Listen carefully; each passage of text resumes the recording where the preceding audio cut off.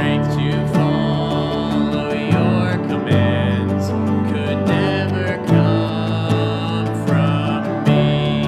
Oh Father, use my ransom life in any way you choose, and let my song forever be my only boast is you.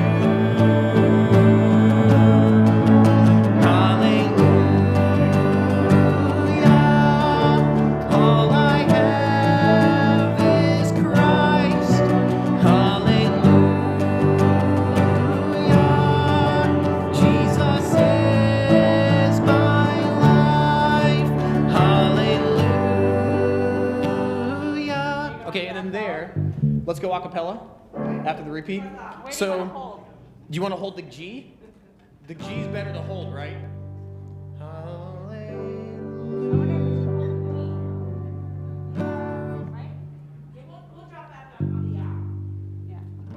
Okay, so hold the D then.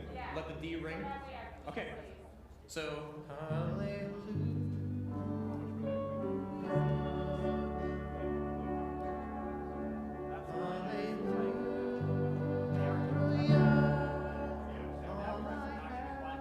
that's good.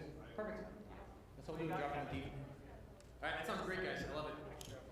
Babe, it's good to have you back. The guitar makes a huge difference. So what was your record yesterday? 54?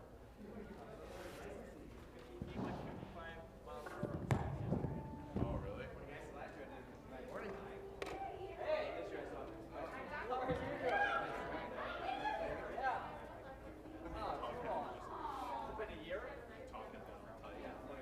All I remember is the last time you dropped by.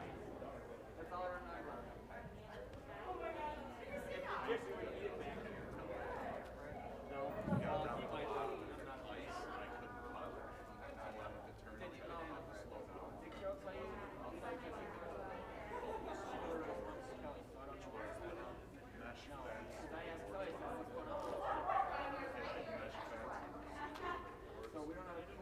Good morning, Fishers. Good morning.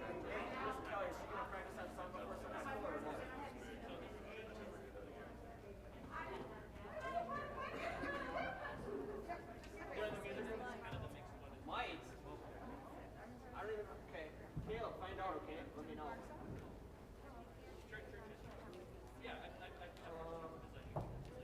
Hi, guys.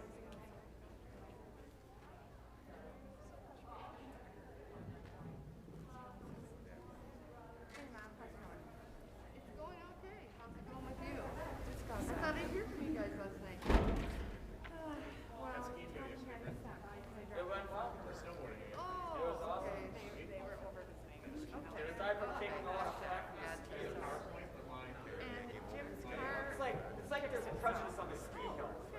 And as a minority. And I'm getting ostracized for that.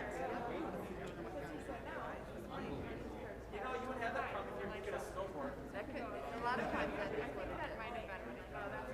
That's all right. You're up for the, are you up for the challenge? I challenge you to take up snowboarding. Oh, I gotta tell you a story. You can probably go faster, to be honest with you. And we contacted the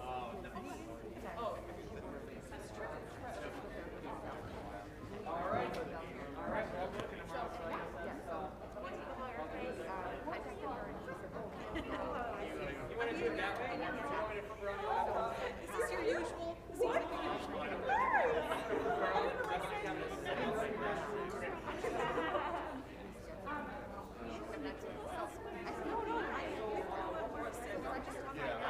This is my dad, so. We understand.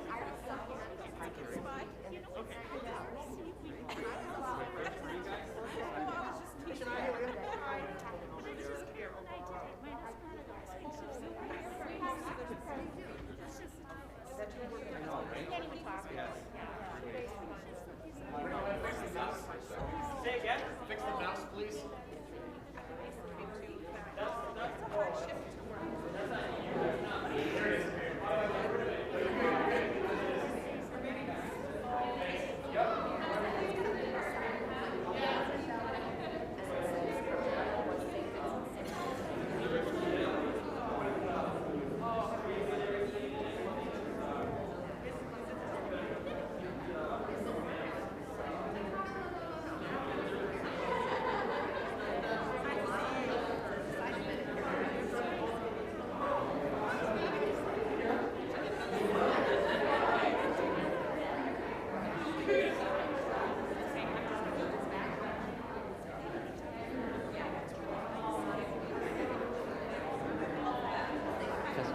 I on? Am I on? I don't think I'm on. Nope, I'm not on.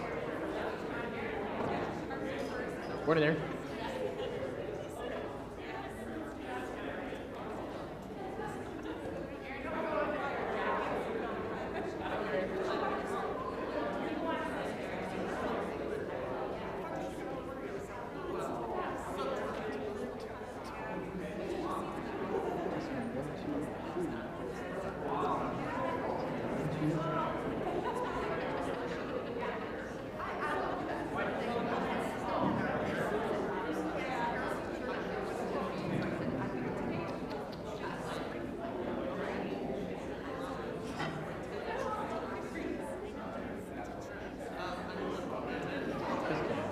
Am I on? Can you hear me? A little bit? All right, sweet. Hey, like 30 seconds, guys. So grab a seat, get out any notes or whatever, and in like 30 seconds, we'll get rolling. Good to see a lot of good number out this morning, so we'll get ready to rock and roll. About like 20 more seconds. So get a few more sips of coffee in or whatever it is that you are enjoying this morning. And then we'll get going. I've been on a oat milk kick. Anybody else into oat milk? No. Am I the only one? Oat milk? Okay, Tara. All right, oat milk. Yes. Okay, Larry and Maria. Is oat milk a thing in Italy? Is it big in Italy or not as much?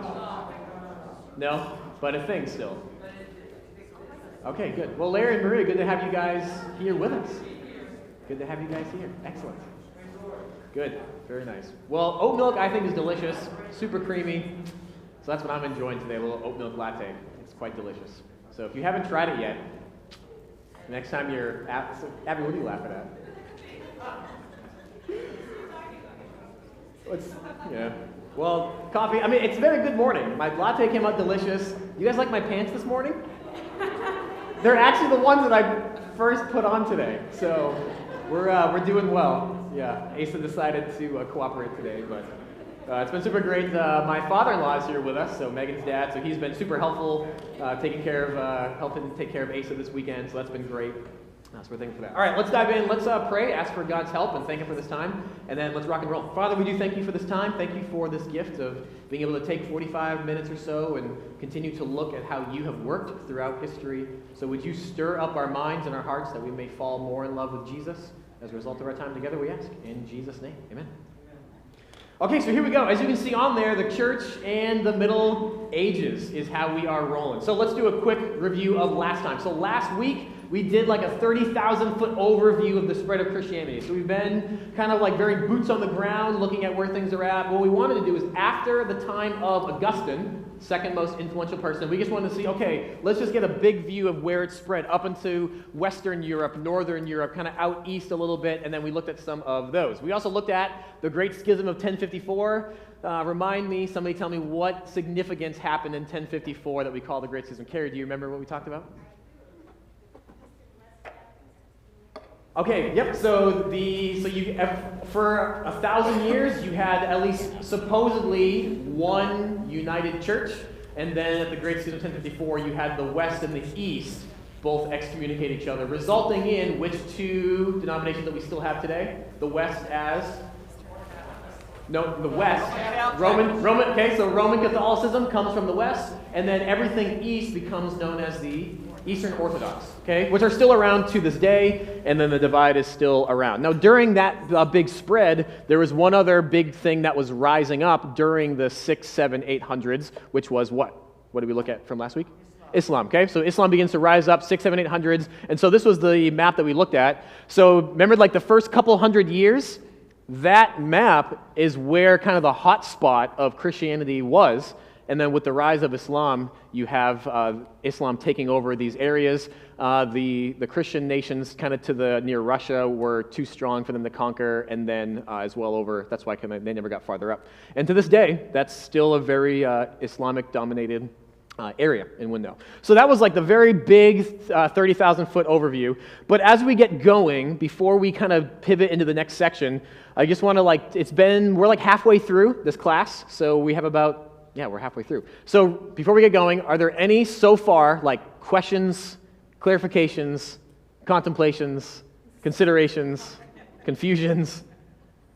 at all before we get going, okay? So we've had again, we're halfway through, it's 13 weeks in this. So is there anything real quick that anybody wants to touch on before we pivot into our next section? Anything that you've just kind of been burning? Throw your hand up and otherwise, if you're nope, I think everything makes sense, then we'll get rolling. All right. Well, if you ever want to chat about something that we go over, certainly let me know.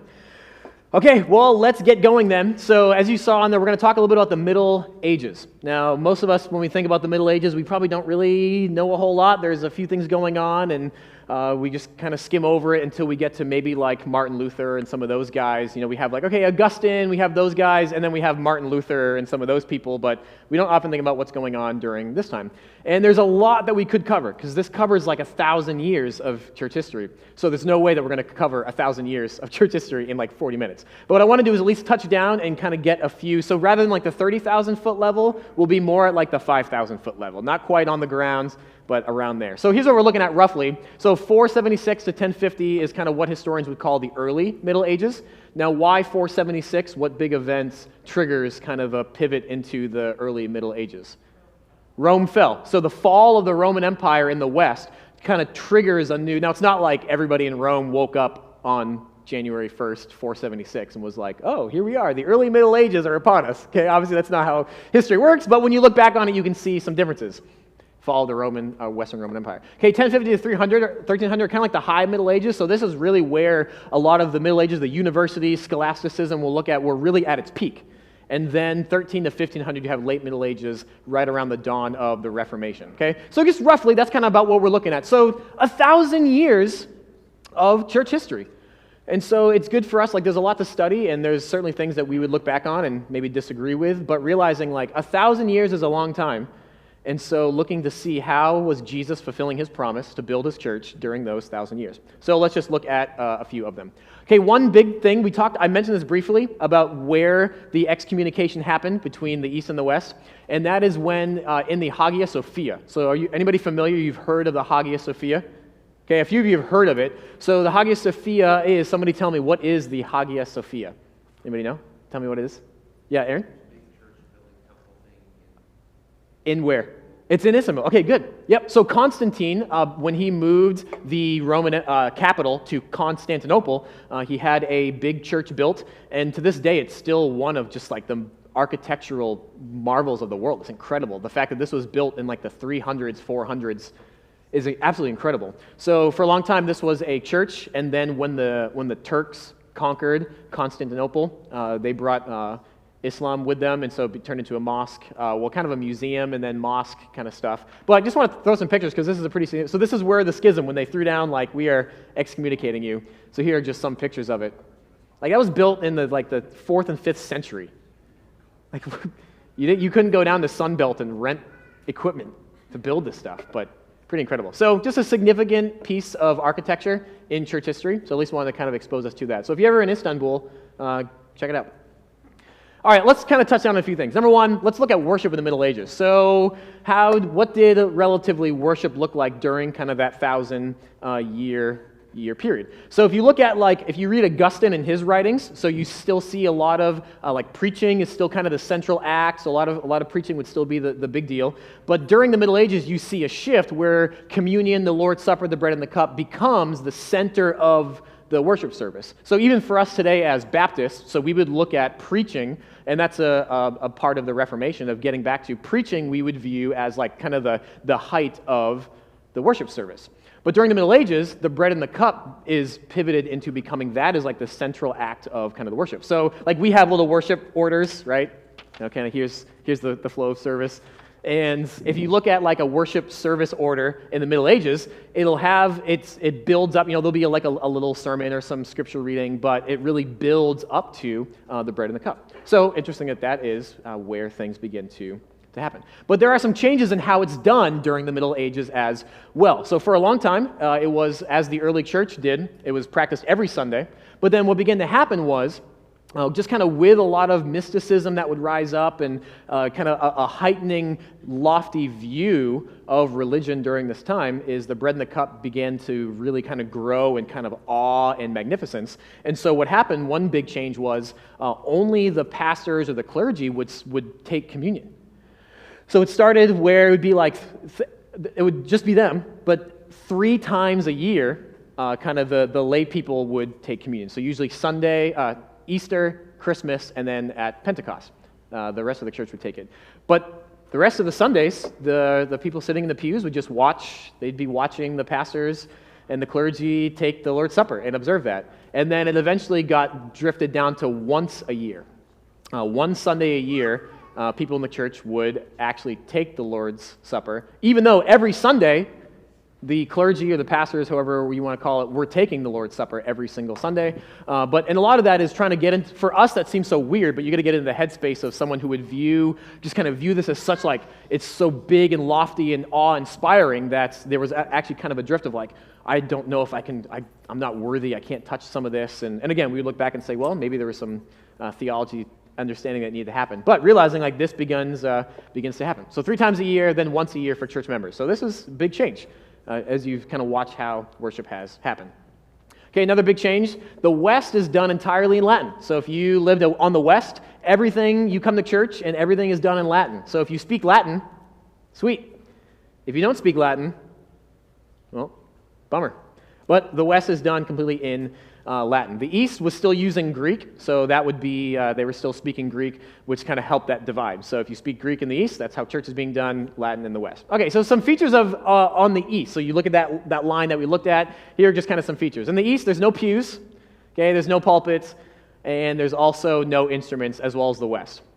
So there you go. So if you are going to, you wake up and you're living in Constantinople, you get up, you get ready to go to church. There's no pews. Everything is done standing out, which is most of church history. So like when you read Augustine that we talked about, Augustine says that he used to have to tell people to like move back because they were standing so close to him as he's trying to preach. And he would tell them like, no, you got to move back. You got to move back. Occasionally there'd be like a few seats along the back for the elderly or the sick, but otherwise like there were no pews. You did it standing up. And then now in the East, the East was a lot more free flowing. So West was a lot more rigid, which is kind of why we still have inherited some of that Western culture. We're a little bit more rigid. But the East was kind of free-flowing. So it's not like, okay, we have this, then this, and this, and this, and this. In the East, there'd be like, hey, there'd be some scripture reading, and there'd be a sermon, but you could just have someone like, someone's over there praying, and then someone's over there like having some prayer time. And so it was kind of very free-flowing. There were different areas that you could go to, and there were different kind of icons and pictures of biblical characters or of Jesus that they would go and kind of meditate on from the pictures in there. And then there's a range of that. We'll talk about this. But so it's very kind of free-flowing in the East. And then no instruments as well. So absolutely like no instruments are not used. You just use your voice. And that was the practice of the early church. And so the reasoning was like, Mommy, Daddy, why don't we use instruments? Well, if it was good enough for the early church, it's good enough for us too. That was really the reasoning. The early church didn't do it, and we want to make sure that we're copying what Tertullian and Athanasius and Augustine, what they did. So East, pretty unstructured, pretty much like I just said. So when it comes to instruments, though, this is kind of interesting. Of like, man, they wouldn't like not using this, and a big thing was that's what the pagans used. They used instruments, so we don't use instruments in church. Again, like it was good enough for Augustine, if it was good enough for Jerome and all of them, if the Apostle Paul didn't use instruments at church, so therefore we don't need instruments at church. Like that's really the reasoning. So the first instrument actually isn't used until 757. So for almost 800 years, you go to church and you're singing kind of this like Gregorian chanting or kind of a speaking in response type thing for like 800 years. And so what happens is King Pepin over in France, he donates, that's a great name, King Pepin. Makes you think of Lord of the Rings. Although it's Pippin, but pretty close. So it makes you think of Lord of the Rings, but different guy. And so he donates an organ to a church north of Paris. But even at this time, it's not used like all the time. It was like once a year or for like big political things. So if a new emperor is crowned, the organ would be used and that kind of stuff. But it began to slowly creep its way into churches as they could afford to get organs in there. But they didn't use it like we think of it today. They would just kind of like a tuning fork. Like if you're singing a song and it's like, ding, aw, holy, holy, holy, and you just kind of go from there. So that's how the organ was used. I don't know, it was terrible. I'm sure they sang a lot better than in my day. But that's how the organ was originally used. So you can see, right, like I've said this over and over again, but there's nothing new under the sun, right? Well, we'll have an organ in here, but we're just going to use it to just like start the right note, and then we'll sing a cappella from there. But then it began to become way more common, and by the 1200s, the organ is actually pretty common in the church, and some other instruments, like you can read, if you find biblical manuscripts from like the 1100s, like, and they would do like really elaborate designs on these Bibles from the 1100s, and you can see like violins and some other, and harps and stuff on these Bible manuscripts and art. Now, how much they were actually used in church, I don't know. We see them on Bible manuscripts, so take your guess. But it becomes more common in the West. The East never brought in instruments, and to this day, most Eastern Orthodox churches still don't use instruments. If it was good enough for Paul and Peter, it's good enough for us. Some do. It's going to kind of depend on your culture. But the Western side began to make it more adopted. But there was still some controversy. There was some surprise, debates and fights over whether or not we should use instruments or what kind of instruments we should use in church. So let me give you a quote from Thomas Aquinas. So he was a university theologian from the 1100s, 1200s. And here's what he had to say about instruments. So you guys ready for this? This is pretty good. Here's what he said. The church, this is like 1100s, 1200s. The church does not use musical instruments such as the harp or lyre when praising God, in case she should seem to fall back into Judaism. Anybody ever been worried about that with instruments in church? As Aristotle says, we'll talk about this, we must not introduce flutes into teaching, nor any artificial instruments such as the harp, nor anything of the kind, but only such things as make people morally good. Instruments don't make people morally good. For musical instruments usually move the soul more to pleasure than create inner moral goodness. But in the Old Testament, this is Aquinas, ready? In the Old Testament, they used instruments of this kind, both because the people were more coarse and carnal, so that they needed to be aroused by such instruments and with worldly promises, and also because these bodily instruments were symbolic of something. It's like, holy cow. So the argument is like, well, I mean, look at King David. David played the harp. He wrote all these things. Like, so why aren't we using it? And he says, well, back in those days, they were more coarse and carnal, and so this was kind of a weakness that they had, and they needed instruments. And you're like, oh my word, this is like unbelievable. And yet, 1100s, 1200s, 1990s, 80s, 2000s, okay, we realize like still all of these things. So being afraid of drifting into like the pagans use the unsaved people, those non-Christians use the harp and the lyre and all this stuff, and that's what the Jews use, and we don't want to drift back into that. Now realizing like he's obviously speaking, there kind of rose not reaction, but a dislike of Judaism during this time of not wanting to drift back into that. So we can understand some of that. But realizing just like, if you're a Christian, and during this time, these are some of the things that you're encountering. So there you go, Thomas Aquinas on instruments. Okay, as I said, East never used instruments and still don't. So that was another one of the divides between East and West. Okay, so that's a super fast overview of how worship would look like. And you can go online and you can look at like what a service order would look like, and kind of the welcoming, and then the prayer, and then kind of a reading from the gospel or reading from the Old Testament. And so you can look and find those, but that's at least an overview, like 5,000 foot level on that. Okay? Any thoughts, questions, comments? Everybody good so far? Worship in the Middle Ages. So there you go. Yeah, Brent? David was called a man after God's own heart. Yeah.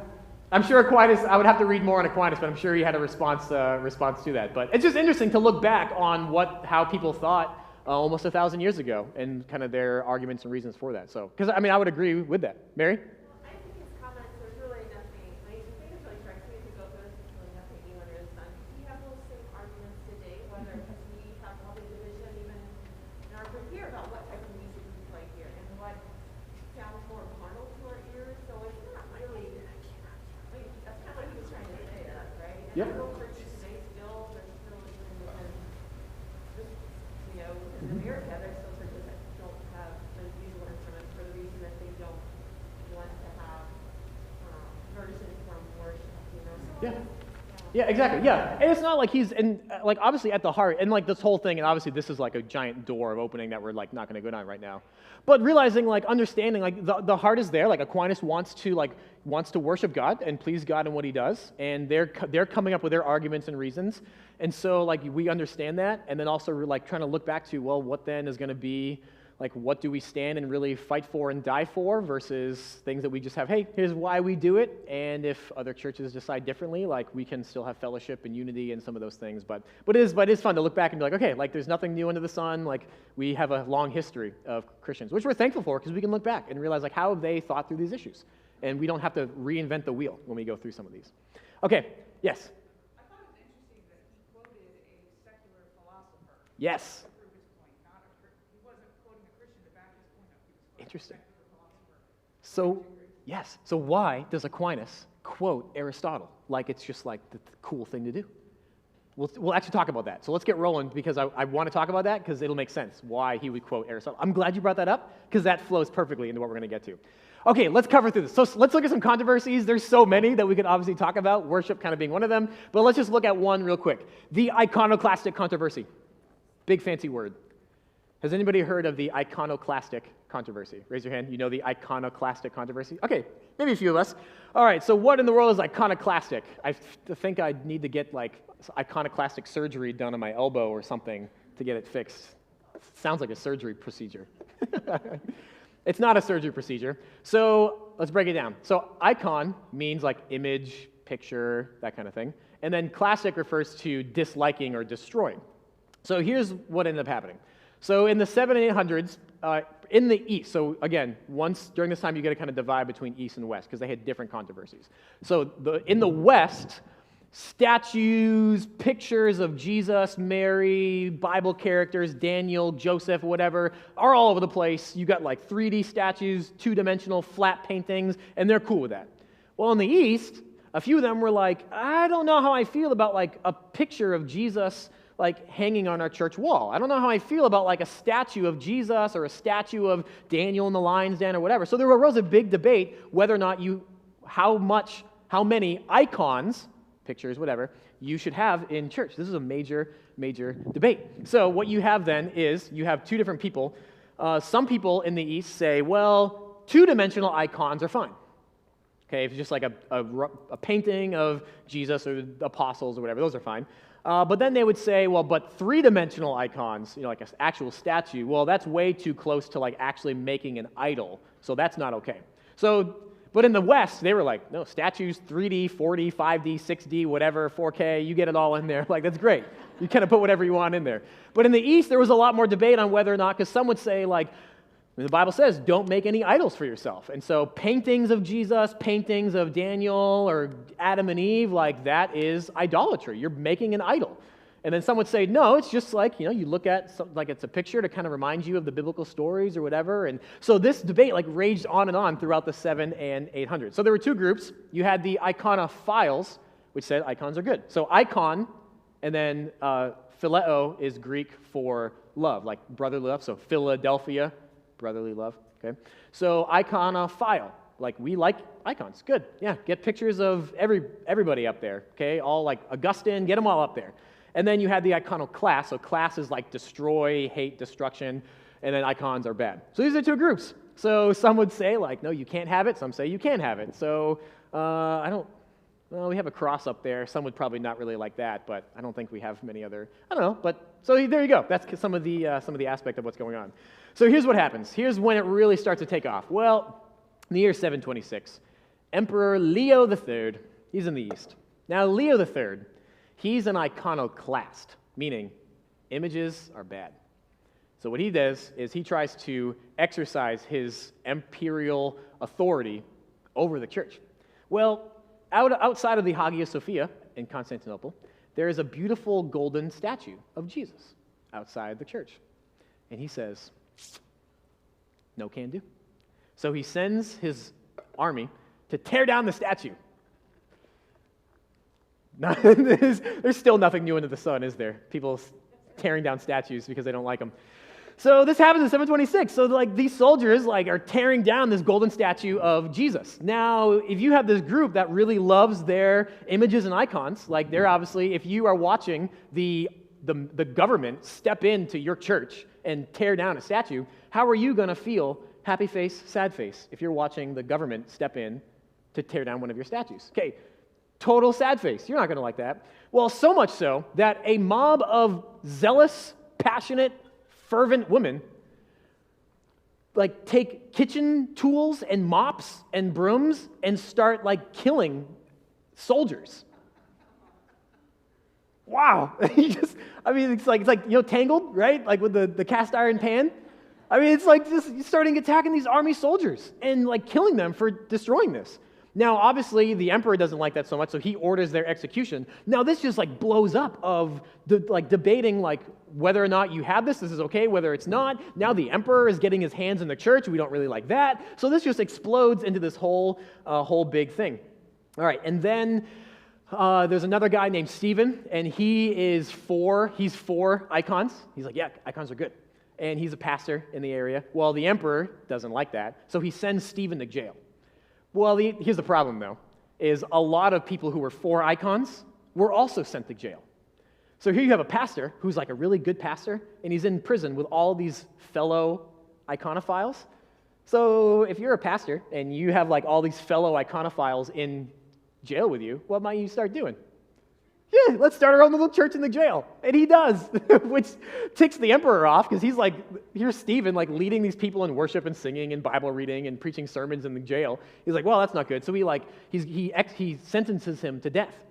And so what the army is taking Stephen and they bound him up and they're marching him through the city like cursing him, spitting on him, just like parading like this guy's going to be killed, yada yada. And so, but then all of a sudden what happens is some guy who was an iconoclast, so icons are bad, is just so ticked at Stephen, he like runs out into the main street and clubs Stephen to death, like splits his skull open. So here you go, like this is like the raging debate. Like you want icons in your church, I don't like that. And so these zealous, and obviously like these types of people always make the news, and they're always the more popular ones, so certainly not saying that this was every single person. But it's like realizing, like, if somebody were to wake up on 7/23 and they're checking their Twitter feed, like, this is trending, this is what's going on, is like these people going after it. So Stephen is killed, and then eventually a council decides that icons are fine. They gotta work through this. So they say, no, like icons are fine. Three-dimensional are still not okay in the East, but yep, that's fine. You want paintings of Jesus, of the disciples, of Joseph, of Daniel, of whatever, like that's totally fine. So they end up deciding that. And then it still rages on and off, but eventually this is kind of where things land, is saying, yep, okay, these are fine to have. So that's the iconoclastic controversy that really rages during the Middle Ages. Okay, so that's that. Yes, Megan? Why is that such a big deal? Like, why the images versus not images? Yep, so what began to happen in that is, and this is where we're on like a 5,000-foot level, because we could spend like a whole time on just this and really dive into and looking at kind of arguments one way or the other, which is really helpful. But if we do that, we're never going to actually finish everything. So I'm trying to balance this, like, how detailed do we get versus how big picture. So during this time, there were, some people would look back and say they were worshiping images of Mary or Adam and Eve or Daniel or Joseph. And so what happened was, and there were some, but the way that people would define it is saying, well, there's a difference between worship, which is for God alone, and then like a respect or honor. So I don't know, like take your favorite preacher or your favorite, person, and you say, hey, this Bible professor or this pastor was like really influential, and so you would maybe have a picture of that person to just kind of remind you of all that person taught or the influence of that person was on your life, and so there was a range. Like some people actually really were like, you have like, I worship God and I worship Mary, I worship God and I worship Augustine, because they're kind of all on like an equal level. Others would say, no, like there's Jesus alone, but like, man, Augustine, he changed my life. So man, I'm giving an honor to this picture of Augustine. And so that's kind of why people would view that as like, and then there's middle grounds of like, well, this image of Augustine, he's like praying and helping me like in heaven with God now, and so me like talking to Augustine is like asking him to pray. So there's kind of a wide swath of this. So it's not just like, hey, I get cool images, but there's actually a spectrum of like hardcore worship versus like honor and respect, and then everywhere in the middle of, no, like Augustine is actually like praying for me and helping me in that kind of aspect. Much like I would say, hey, Aaron, can you pray for me? I'm really struggling right now. They would say, hey, like, Augustine, can you pray for me right now? And like, okay, so that's kind of the spectrum of that. Okay, let's keep on going. I'm just going to mention this. I don't even know if I should put it on there, because we could talk about this later. So transubstantiation, which is kind of the view of Roman Catholicism of the bread and the cup, actually turning into, the blood and body of Jesus. It was kind of around, but it wasn't really fine-tuned until the Middle Ages. In the Middle Ages, it's really fine-tuned to what we know it to be today. We don't have time to talk about that. But at least realize, like, there was a wide spectrum of how they would talk about it, and the Middle Ages fine-tunes it. So Middle Ages is pretty influential in that. Okay, oh man, let's see here. I really want to get to the point of Aristotle. So, okay, I'm going to skip ahead, and if we have time, I'm going to go back to it. There's some cool things. Okay.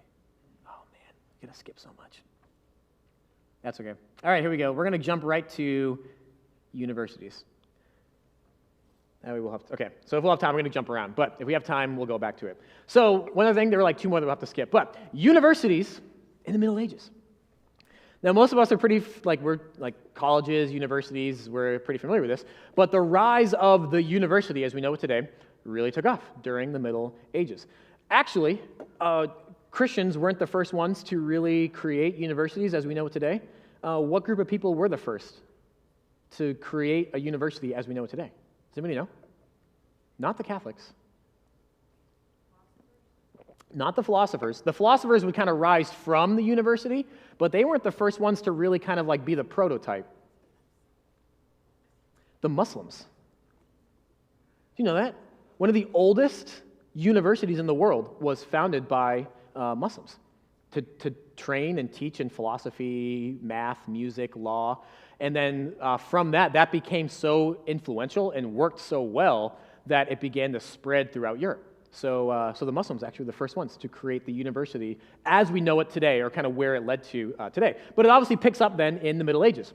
Took off, 1100s, 1200s, it really picks up. But the Muslim universities are like 800s, pretty early on. I believe in Egypt, I think was one of the first ones, so North Africa around there. So pretty fascinating. But in Christianity in Europe takes off really during the 1100s and 1200s. Now, here's what changed was before, like, theology and all this kind of stuff was previously done by the monks and monasteries. So, like, remember kind of Augustine, he's like, you know what, I'm not going to marry, I'm kind of giving up this world's pleasures, and I'm just going to, like, kind of live together with other guys and study the Bible and do this kind of thing. So that was kind of just how people did. Just this group of monasteries, people coming together, and that's where a lot of your theology and writings were done. But with the rise of the university, what began to happen then was theology shifted from kind of a bunch of like guys who said, hey, we're like not going to get married, renounce the world, and we're going to study together. And it now shifted into the university, which became known as scholasticism. So if you've heard the phrase scholasticism, what that means is people doing theology in the context of a university alongside law, math, music, philosophy, all that kind of stuff. So it shifted into the rise of the university. Said, well, let's bring theology and let's do the same way that we learn about how to do law and arithmetic and math and everything. Like, let's do the kind of the same approach to this. But the other thing that really took off then was philosophy really rose up as well, especially in the West. So you have a university, so just, again, like we understand this, right? You take all these, you have a math class, you have a philosophy class, you have this class, you have a religion class. This is really from during the Middle Ages. But up until this point, there wasn't as, like philosophy wasn't as kind of widespread. So then the question is, and this brings us all the way back around, why the sudden spike in philosophy during that time period of the 11 to 1200s. Philosophy just took off. Now all of a sudden, like all of these Greek and Roman philosophers is like the cool thing to do. So what happens that caused this to spike to get to the point where you have a Christian theologian quoting Aristotle as if he's like some big authority? So what happened? Anybody know what happened? Well, this is in the West, so we're talking in the West, okay? So West over here. And what language does the West speak? Latin. Okay, let's look at the Greek philosophers, Plato, Aristotle. What language did they speak and write in? Greek. Are those different? Yes, they are. So, if you're a Latin speaker, you don't know Greek. So, therefore, Aristotle's writings, Plato's writings, you don't have access to them. Now, there were like a few random, like a couple of Plato's writings were, but if you didn't read Greek, you didn't read the Greek philosophers. But then what happened was, actually, a Muslim university teacher translated like all of Aristotle's writings from Greek into Latin. So all of a sudden, where Aristotle especially, Aristotle was there was no, now in the East, what language did they speak? Greek. So they had Aristotle already, so they were like, yeah, we read Aristotle, whatever. But in the West, all of a sudden, Aristotle, his writings are in Latin now. You can read them. And so because of that translation, what happens is there's this sudden spike as Aristotle's writings begin to spread throughout Latin West and into the university. So now people are reading Aristotle, they're reading Plato, they're reading these guys, and then you have Christian theologians, so they're doing theology in the universities, and they're beginning to read Aristotle. So therefore, Aristotle becomes like the cool guy. Like that's everybody, like, I don't know who it would be today, but everybody has like their cool guy that they kind of know all about or they quote or whatever. Like in the Middle Ages, Aristotle was the guy. Like if you knew Aristotle and you could quote Aristotle. But then also, and there's like, we could also have a whole subsection on Aristotle's philosophies and stuff like that. But what as these Christian theologians are reading Aristotle, what they're finding is he's saying things that sound really similar to Christianity.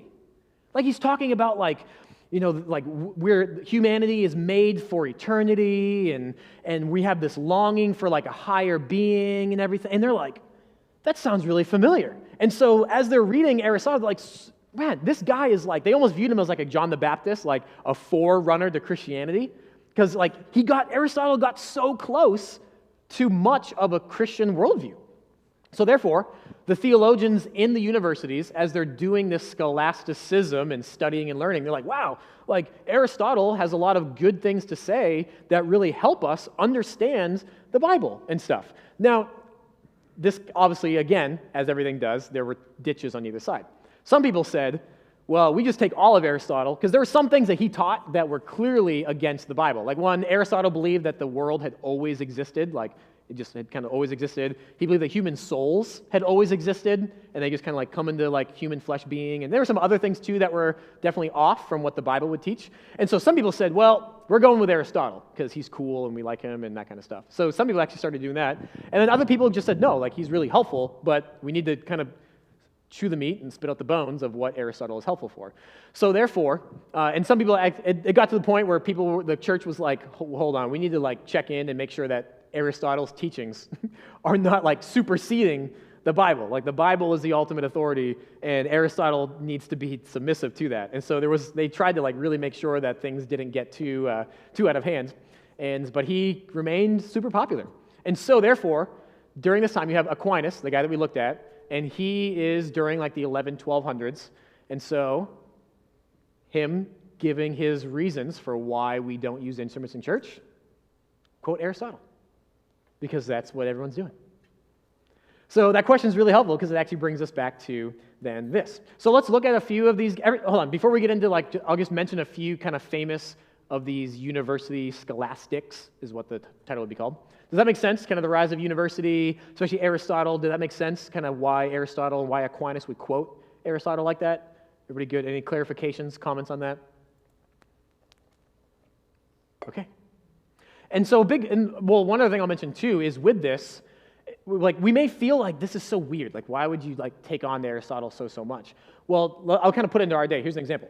So what you have is, because the university is rising and philosophy is also becoming more prevalent, reason is becoming kind of the ultimate authority. So the ultimate authority is reason and philosophy. And so what you have is you have Christians who are concerned that philosophers would somehow begin to say, well, philosophy proves that Christianity is false or that God does not exist or whatever. So they're using philosophy to discredit Christianity. So for them to find someone like Aristotle, who actually is like one of the best philosophers ever, and he says a lot of things that actually support Christianity, you can see why so many of the theologians would say, no, hold on, you guys want to say like philosophy and reason disproves Christianity. No, look at what Aristotle says. Here's a philosopher, and this lines up with what the Bible says. So does that make sense? We may still think this is weird, but we do the same thing today. But not with Aristotle and philosophy. What do we do it with? Science. Because in our culture, so Middle Ages, philosophy is the ultimate authority. And the Christians say, well, actually, like, we like philosophy, like it's not a one-end game. Like let's talk through this. For us today, now it's science. Like science is the ultimate authority. Like there's nothing above science. There's nothing that can, like science is the ultimate source of all truth. And so then what happens is for us, like when we look at someone like Answers in Genesis or Ken Ham, who say, actually, like there's some aspects of science that support what the Bible says. We like latch onto that. We're like, hold on, you want to you want to quote your scientists? Well, what about these scientists who are saying what Christianity says? And we really we start quoting them in sermons and we put them in books and stuff. So we look at him like, why would he quote Aristotle? That's so weird. Well, we quote scientists to prove no, listen, here's what science says, and let's have a conversation on this. It's not a one-end game on this. Okay, does that example make sense? So philosophy is not as much the main source of authority anymore. Today it's science. And so that would kind of be the mindset of why they would have some of that. Okay, make sense? Anything so far? Questions, comments? Okay, let's just look at a few famous guys from this, and then we'll be done. One guy's named Anselm. So he's from the 1000s to 1100. So we'll look at kind of three of the most popular. So Anselm, he wrote some really popular books. So he was in the university. One of them is called the Monologion and the Proslogion. Basically, he was like the first theologian to try to use reason alone to prove the existence of God. So he's like, you know what? If reason is the big thing, I want to attempt to show that pure reason can show that a God exists. Don't read this late at night because it's a little confusing.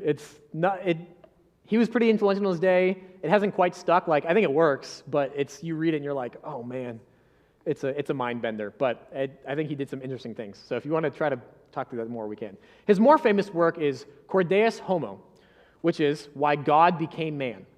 And so what he does then is this is the first thorough work on the atonement, which is Jesus dying and shedding his blood, taking God becoming man and doing that for us. He's the first guy to a massive book on why did this have to happen. And this is the beauty. So Anselm really shows us scholasticism or university because he was the Bible's clear. Jesus died, God became man to die for humans, and that's clear. But Anselm was not content to know that Jesus died for us. He wanted to know why Jesus died for us. So this is university theology in work. Okay, yes, Jesus died, but why did God have to become man?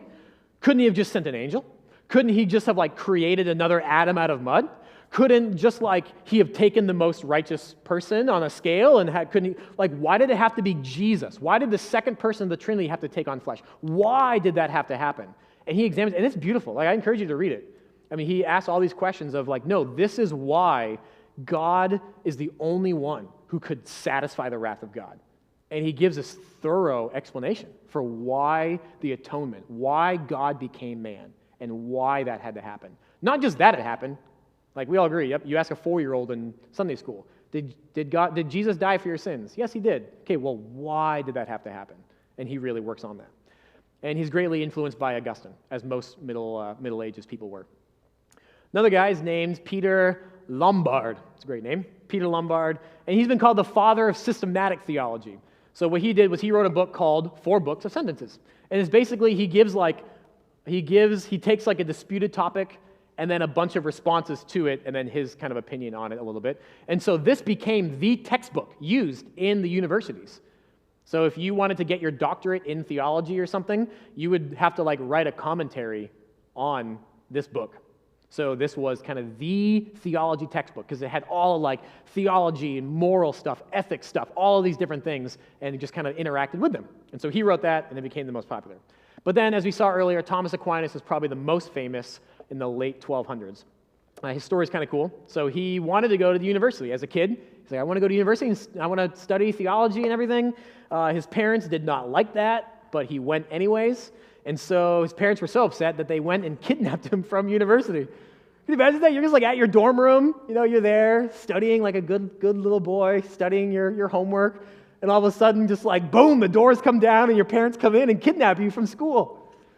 Wow. Hopefully he had some good excused classes that he could tap into. So his parents kidnap him, And they bring him back to his home in southern Italy, and they lock him up in a castle for a year to prevent, and they try to persuade him, like, don't go back, don't go back, don't go back. And they like do all this stuff to try to get him to like change his mind, but he doesn't. He remains steadfast. And so after a year, they let him go, and he goes back to university, and he becomes one of the most influential theologians from the Middle Ages. And so his main, most popular book is called Summa Theologiae, which is just Latin for a summary of theology. This book is massive. It is so huge. They had a lot of time to write these gigantic things. So what Summa Theologiae is, he wanted it to replace Lombard's book. Like that was the standard textbook. He's like, well, I'm going to write a bigger one, and it's going to become the new textbook to use for the universities. And so he did a similar thing. Like he would give a question like, how do the three persons of the Trinity interact with one another? And then he gives like 92 like responses to these questions, and he goes through. There's only like, there's only 512 disputed questions, and then followed by responses. So he does. He just puts in this book. He puts 512 questions, and then he gives all of these responses. Like he gives both sides of the argument. You know, some say this. Well, here's my response, and then some say this, and here's my response. And like that like goes on and on and on and on and on. But it's great. Like he covers everything from like angels to the Trinity to ethical things to like what is anger? Do I need to be happy to have a fulfilled life? Like, I mean, he covers all these different things in this gigantic book. But I encourage you you can find the free PDF online, so I encourage you to just like skim through it. But towards the end of his life, he never finished it. He ended up passing away before he finished it, and he kind of just stopped writing towards the end of his life, and people talked to him about like, hey, why'd you just like end? And he was just kind of like, in his words, he was like in anticipation of eternity and being with Jesus. He was like, everything I've done on earth is like pointless. I'm ready to be with Jesus. He just kind of like stopped writing his book because he was just so ready to be with Jesus. So pretty fascinating. And there's a lot more. Like Aquinas, he was the guy that really fine-tuned the doctrine of transubstantiation. So he was the guy that really, his work is kind of where Roman Catholicism adopted from that. So there's obviously things that we would look at from Aquinas and say, we probably would disagree with that. But man, you read some of these guys and their passion, like these guys in the Middle Ages, yes, there was a lot that we disagree with and that we think they got wrong. And that's okay. Every generation gets their things wrong.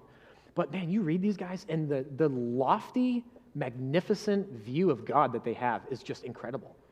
It's like you don't find much writing that just has such a high and like magnificent view of God than these writers. So yes, we would disagree on transubstantiation and communion and maybe the role of the Pope and how that would work. Like obviously we would disagree with those, but man, you read his work on God becoming man to save sinners, and it'll move your soul.